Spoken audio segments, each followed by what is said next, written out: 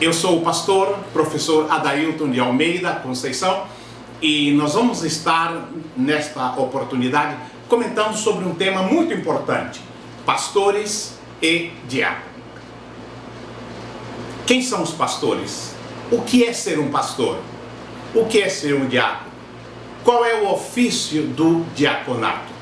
Vamos dividir em duas partes. Primeiramente, falaremos sobre o pastorado e logo depois falaremos sobre o diaconato. Através da Bíblia, nós sabemos que Jesus, ele concedeu dons espirituais aos homens. Ele mesmo, não outra pessoa, concedeu esses dons à sua igreja. No livro de Efésios, no capítulo 4, no versículo 11, o texto de Paulo nos diz: e ele mesmo concedeu uns para apóstolos, outros para profetas, outros para evangelistas e outros para pastores e mestres. Então nós dizemos que o pastorado eficiente é um dom de Cristo. Esse pastorado eficiente não depende de um curso especial, como eu vejo pela internet, curso para pastores, como se o pastorado se aprendesse em uma faculdade ou em um seminário. Não, o pastorado não é fruto de um treinamento. A Bíblia diz que Cristo deu à sua igreja. E esse chamado especial de Deus não pode ser substituído por nenhum preparo intelectual. Sabemos que a instrução pode ser muito importante através de um seminário, de uma faculdade teológica, para o exercício pastoral. Mas, para que esse exercício pastoral seja uma verdadeira bênção para a igreja, ele necessita ser um dom vindo do alto. Ou seja, necessita ser um chamado de Deus. Porque os dons do Senhor não só habilitam, como também capacitam para esse trabalho pastoral. E leva os vocacionados a que possam realizar o trabalho do Senhor com zelo. E eu digo que através da experiência, nós notamos que aquele ministro cujo trabalho é infrutífero, ele possui apenas o título de pastor, não o dom, não o chamado. E nós dizemos sempre que não é o título que atrai o dom ministerial. Ao contrário, o título deve corresponder ao dom ministerial em evidência. O dom de pastor se qualifica por várias virtudes que são exigidas para esse ofício. Eu tenho um colega que é pastor em Santos, no estado de São Paulo, aqui no Brasil. Ele questiona sempre se pastor é um cargo ou é um dom espiritual. Isso é muito importante, esse ponto de vista, porque muitas pessoas veem que no pastorado está como se fosse uma profissão. Nós notamos através de estudos que o vocábulo pastor, ele originalmente era aplicado apenas a um guardador de ovelhas, que significa apacentador, um guia, um protetor, como está inclusive no livro do profeta Isaías, no capítulo 40 e no versículo 11. Então, essas definições, guia, apacentador, protetor, correspondem a diferentes fases das atribuições e deveres de um pastor, como no caso dos demais ministérios, evangelista, profeta, apóstolo, etc. Nós encontramos que Jesus, ele é o grande exemplo de pastor. Assim que a função pastoral, ela consiste na habilitação divina do ministro de Deus para governar a igreja. E na maneira correta de dirigir as reuniões, a liturgia, tudo isso sem aquela forma mecânica, nós notamos que ali tem uma pessoa verdadeiramente chamado por Deus. Esse chamado por Deus, ele não se deixa levar pelo formalismo, tampouco se deixa levar pelo fanatismo. Os dois extremos são maus. Assim que, aquele que sabe orientar, que sabe instruir nas decisões a serem tomadas nas assembleias, aqueles que estão ali sem desprezar as opiniões construtivas dos demais, aquele que sabe ir ao máximo dos seus limites, ao máximo dos seus deveres e não excede ao limite dos seus direitos. Esse é o pastor. E quando nós falamos de pastor, no caso do Novo Testamento, nós temos que dar uma olhada no Antigo Testamento.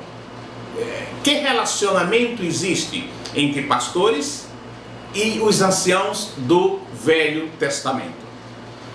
Nós sabemos que nós que vivemos na dispensação da graça, que o Novo Testamento, o Evangelho de Cristo, ele fornece todo o padrão necessário para a igreja de hoje.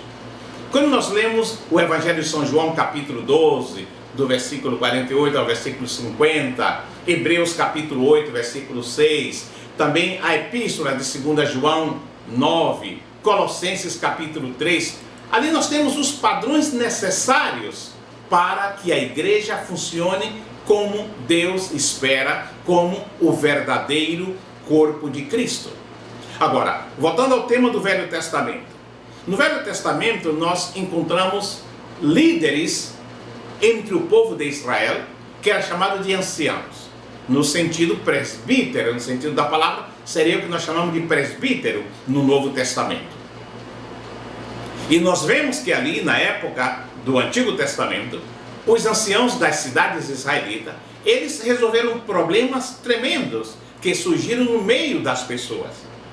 Basta ver o livro de Deuteronômio, no capítulo 21, versículo 2, o livro de Ruth, no capítulo 4, nos 11 primeiros versículos, e ali os anciãos já tinham um compromisso com Deus. E quando não conduziam o povo no caminho de Deus, Deus vinha e cobrava daqueles anciãos.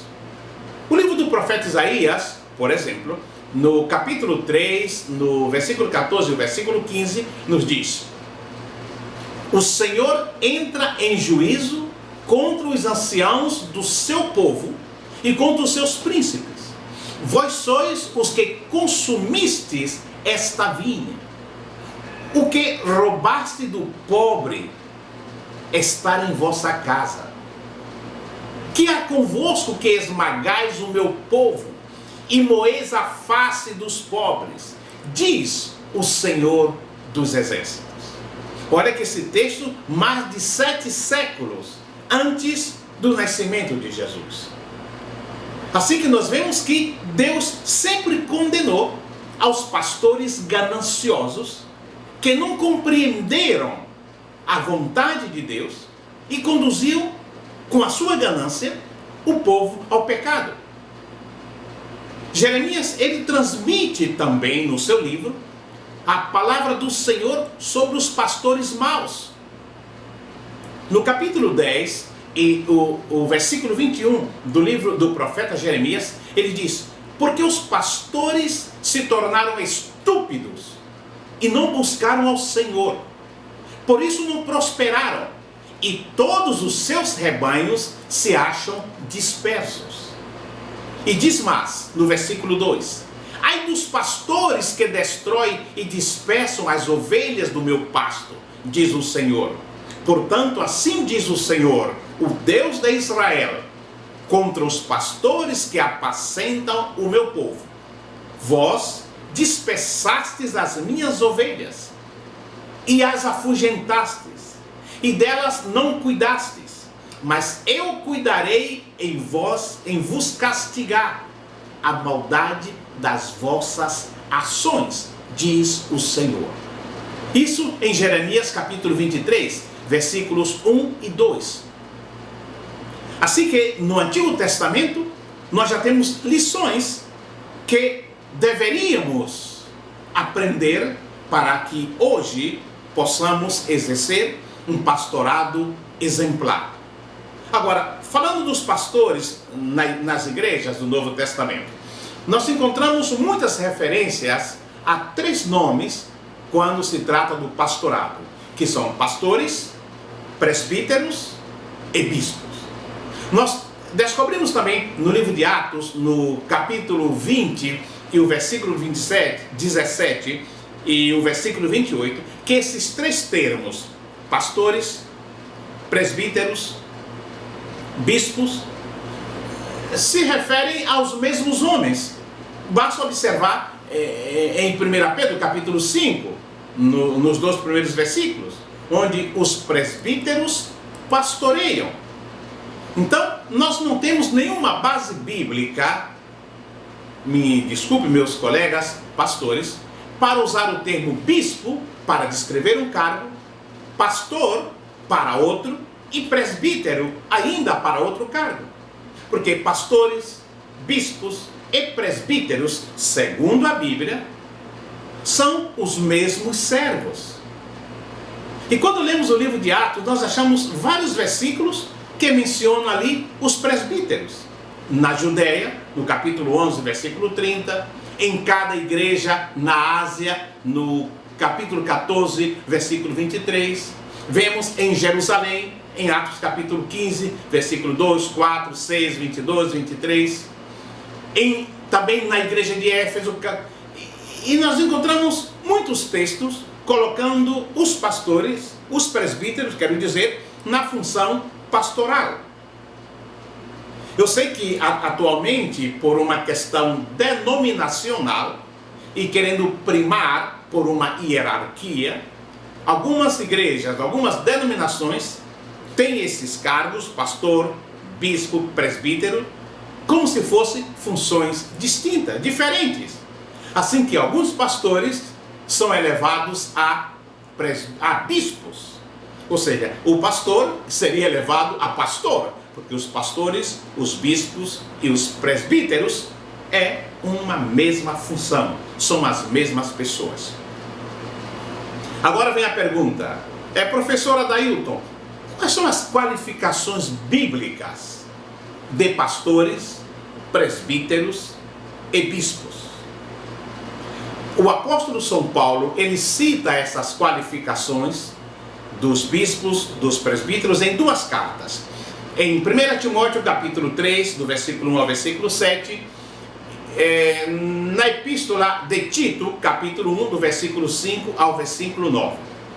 E quando lemos esses textos, a linguagem dele deixa bem claro que ele não está dando meras sugestões, e sim requerimentos precisos e necessários. Em 1 Timóteo, no capítulo 3, o versículo 2, ele disse: é necessário, portanto, que o bispo seja, aí continua uma série de requisitos. Tito capítulo 1, versículo 7, ele disse: porque é indispensável que o bispo seja. Ou seja, quando ele escreve a Timóteo, ele diz: é necessário. E aqui em Tito ele disse: é indispensável. Vamos voltar a tocar nesse tema ainda nesse estudo. Assim que os requerimentos que encontramos nesses 2 trechos, de 1 Timóteo capítulo 3, versículo 2, de Tito capítulo 1, a partir do versículo 7, são qualidades que o Espírito Santo certamente revela através do apóstolo Paulo como exigências. Assim que, para servir como presbítero, um homem precisa ter todas essas qualidades. Quais são as qualidades? Vamos ver o que o Espírito Santo falou nessas 2 listas paralelas, tanto de 1 Timóteo como de Tito. São paralelas, são bem semelhantes, mas não são exatamente iguais. Primeiro ele diz, quando escreve a Timóteo: fiel é a palavra. Se alguém aspira ao episcopado, excelente obra almeja. É necessário, portanto, que o bispo seja irrepreensível, esposo de uma só mulher, temperante, sóbrio, modesto, hospitaleiro, apto para ensinar, não dado ao vinho, não violento, porém cordato, inimigo de contendas, não avarento, e que governe bem a própria casa, criando os filhos sob disciplina, com todo respeito. Pois se alguém não sabe governar a própria casa, como cuidará da igreja de Deus? Que não seja neófito, para não suceder que se ensoberbeça e incorra na condenação do diabo. Pelo contrário, é necessário que ele tenha bom testemunho dos de fora, a fim de não cair no opróbrio e no laço do diabo.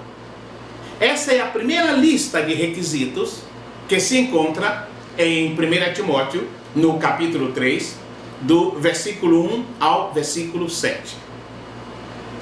A segunda lista está também no Epístola Pastoral, que as epístolas pastorais são 1 Timóteo, 2 Timóteo e a carta de Tito. E em Tito, capítulo 1, do versículo 5 ao versículo 9, temos a segunda lista. Ele diz assim: por esta causa te deixei em Creta, para que pusesse em ordem as coisas restantes, bem como em cada cidade constituísses presbíteros, como te prescrevi. Alguém que seja irrepreensível, marido de uma só mulher, que tenha filhos crentes que não são acusados de dissolução, nem são insubordinados. Porque é indispensável que o bispo seja irrepreensível como dispenseiro de Deus, não arrogante, não irascível, não dado ao vinho, nem violência, nem cobiçoso de torpe ganância. Antes que seja hospitaleiro, amigo do bem, sóbrio, justo, piedoso, que tenha domínio de si, apegado à palavra fiel, que é segundo a doutrina, de modo que tenha poder tanto para exortar pelo reto ensino, como para convencer os que o contradizem. Isso em Tito, no capítulo 1, do versículo 5 ao versículo 9. Então nós vemos aí os requisitos bíblicos do pastorado, bem diferente de algumas igrejas, de algumas convenções, de algumas conferências denominacionais, que escolhe alguns para o cargo de pastor, sem que nunca tenha sido chamado por Deus, justamente por não preencher os requisitos necessários, como vemos aqui na Bíblia, na palavra de Deus. Outro ponto muito importante que eu quero mencionar é o cuidado do pastor. O cuidado que Cristo tem de nós como pastor e bispo de nossas almas pode ser expresso nas palavras do Antigo Testamento, do Salmo 32, 8, que diz assim: instruir-te-ei e ensinar-te-ei o caminho que deves seguir, e sobre as minhas vistas te darei conselhos. Então, volto a dizer que o pastorado eficiente é um dom de Cristo. Não depende daquele curso especial, como falamos. Não depende tanto do treinamento, porque foi Cristo que deu a sua igreja. Já falamos que a instrução é muito importante. Uma escola teológica soma muito para alguém que tem o ministério pastoral. É muito proveitoso e é uma bênção para a igreja. O pastor precisa estudar, precisa conhecer a palavra. Quando eu vejo o Evangelho de São João, no capítulo 21, do versículo 15 ao versículo 17, naquele diálogo que Jesus manteve com Pedro antes de sua restauração ao corpo apostolar, colocando inclusive no que alguém chama de ofício pastoral, o mestre usou dois termos que sugerem a dupla função do pastor, que são: primeiro, Jesus disse, o primeiro termo é apacentar. Jesus disse: apacenta meus cordeiros, apacenta minhas ovelhas. E o vocábulo apacentar aqui significa alimentar, dar de comer, sustentar, nutrir. Ainda que a linguagem é figurada e traduz o dever de doutrinar, ensinando o quê? A palavra de Deus, ministrando conhecimento, dirigir no bom caminho aqueles que estão sob a sua responsabilidade pastoral. A segunda palavra é pastorear, guardar. Jesus disse: pastoreia as minhas ovelhas. O sentido de pastorear já vai um pouco mais além de apacentar, isto é, o dever de guiar o rebanho e não somente alimentar, mas conduzir ao pasto, o mesmo que prover pastagem para o rebanho. Assim que o próprio Jesus usou esse termo em João capítulo 21, versículo 16, ele disse: apacenta as minhas ovelhas. No versículo anterior, ele disse: apacenta os meus cordeiros. Então, sabemos que esse termo apacentar, ele vai mais além do que o termo pastorear, porque inclui tudo o que significa o ofício de pastor, ou seja, o dever de guiar o rebanho e não apenas alimentar, mas conduzir e prover todo o alimento necessário para o rebanho. O verdadeiro pastor de ovelhas, no tempo da seca, ele necessitava encontrar pasto e água para alimentar o rebanho. O verdadeiro pastor de almas, ele deve, pela graça de Deus, se sobrepor a diferentes crises que tenha que enfrentar. Também é função desse pastor não apenas alimentar aqueles que estão ali sob sua responsabilidade, mas é uma obrigação dele ir buscar e recuperar a ovelha fraca ou doente, ou que se afastou por negligência do rebanho. Eu gosto muito de um texto do profeta Ezequiel, no capítulo 34 e no versículo 8, quando ele disse, Deus falando, né? E o profeta Ezequiel registrando: vivo eu, diz o Senhor Jeová, visto que as minhas ovelhas foram entregues à rapina e vieram a servir de pasto a todas as feras do campo, por falta de pastor, e os meus pastores não procuraram as minhas ovelhas, pois se apacentam a si mesmos e não apacentam as minhas ovelhas. Olha, esse texto de Ezequiel, capítulo 34, versículo 8, é muito atual.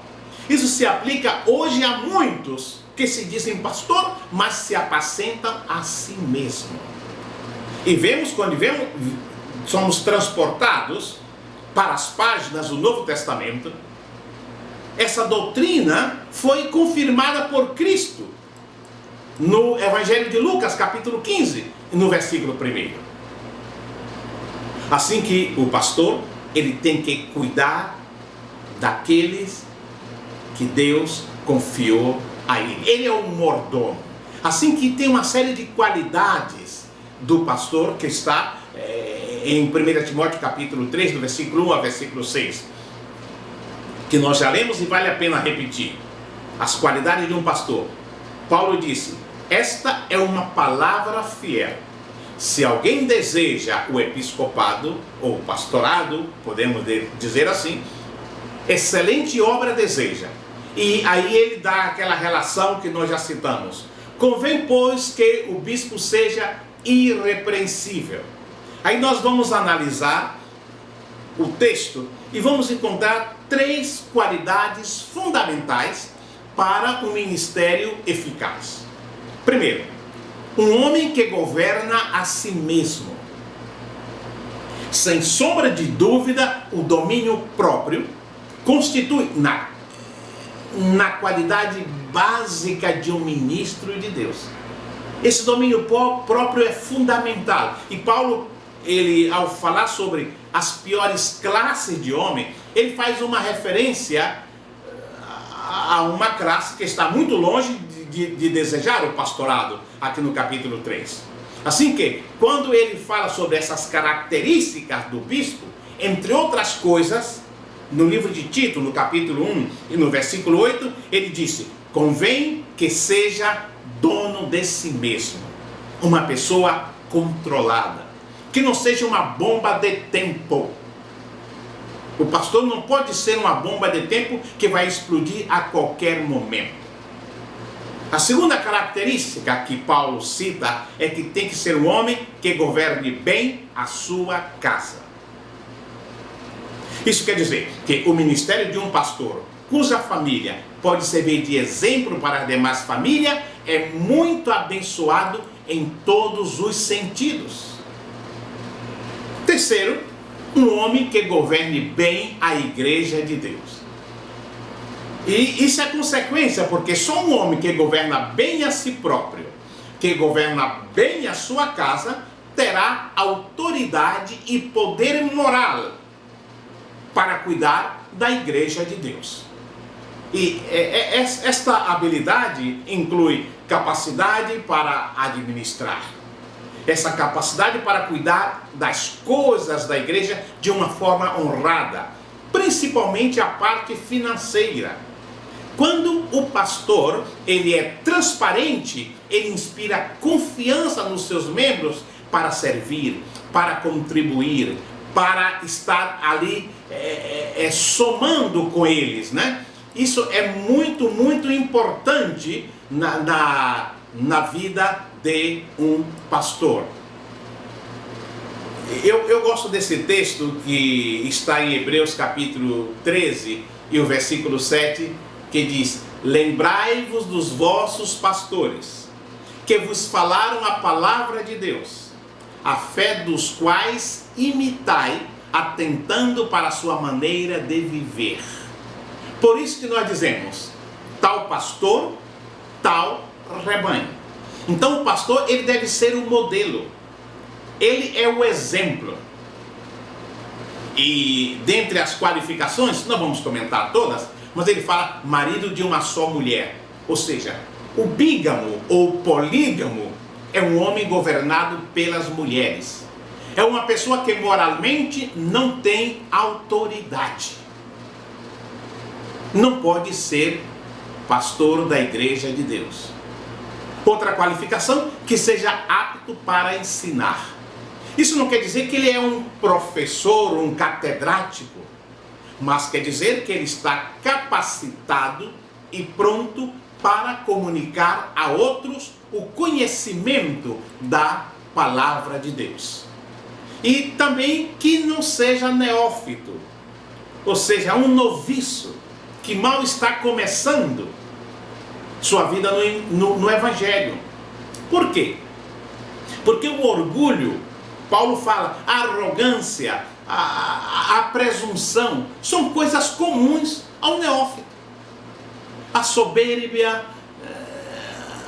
isso é uma coisa própria de um ignorante espiritual, de um inexperiente. Você vê alguns pastores novinhos, ainda que alguns pastores antigos também têm essa soberba, mas isso é preocupante, né? Eu sei que em algumas denominações, às vezes por necessidade da obra, um neófito, uma pessoa inexperiente, é indicada para assumir determinada igreja, determinada congregação. Nesse caso, o mais indicado é compartilhar a experiência dos mais velhos na obra para aqueles que assumirão igrejas. Outra exigência é que o obreiro, o pastor, não seja dado ao vinho. Sem comentários, né? Sem comentários. Eu tive um colega pastor que morreu de cirrose. Aí imagina que exemplo esse pastor daria para o seu rebanho, né? E o apóstolo Pedro, ele ensina 3 regras que eu acho muito importante no pastoreio. Em 1 Pedro capítulo 5, versículo 2 e o versículo 3, que não devemos pastorear por constrangimento, mas espontaneamente com o coração. Segundo, não por sorte da ganância. Isso é muito grave, né? São os aventureiros. E terceira, nem como dominadores dos que vos foram confiados, antes tornando-vos modelo do rebanho. Ou seja, o pastor, ele tem que ser o modelo. Ele tem que ser um exemplo. E eu digo sempre que o pastor que observa estas normas nunca lutará só. Ele terá sempre a mão divina para ajudá-lo em todos os problemas da igreja. Se ele segue essas normas que encontramos na Bíblia, ele terá paz, terá tranquilidade, na esperança de que logo o sumo pastor, ao se manifestar, que é Jesus, lhe dará a coroa de glória reservada para aqueles que militaram o bom combate. Isso significa que o pastor, tendo em vista sua responsabilidade como administrador do rebanho, administrador da igreja, ele tem que se destacar também como um expositor da palavra de Deus. Que uma das coisas que ele mais vai fazer é expor, explicar, interpretar a palavra de Deus. Meus queridos, que Deus nos dê pastores que pastoreiem com o coração, pastores chamados por Deus e que sejam uma bênção na obra de Deus. Assim vamos concluindo aqui a primeira parte desse estudo sobre pastores e diáconos. A segunda parte nós falaremos sobre o diaconato. Que Deus lhes abençoe e que esse estudo seja uma bênção em sua vida, em seu ministério. Fique na paz.